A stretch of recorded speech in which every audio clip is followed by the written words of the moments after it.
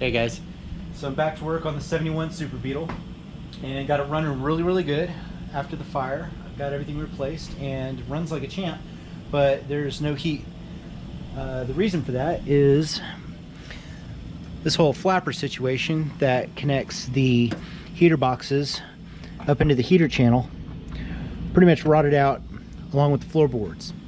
So when I replaced the floorboards, I cut all that mess out.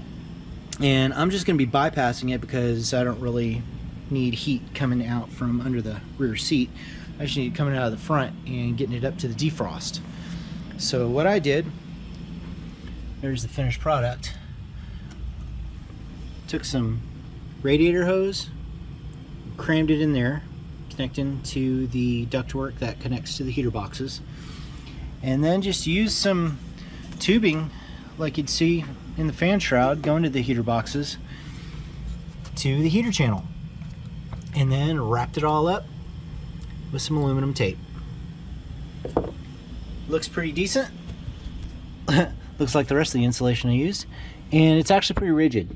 It's in there really good and nothing's permanent, so if I ever do decide to attempt to make it stock again, tear it all out and start over. But for now, I will have heat going to the front of the car. Just in time for spring. So that's my little hack for the day. Cheers, happy bugging. Say bye, kitty.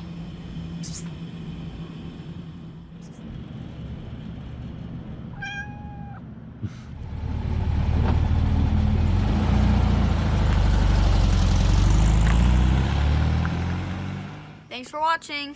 Like, share, and subscribe. Please and thank you. Good job. Make sure you bring it back with a full tank. Okay.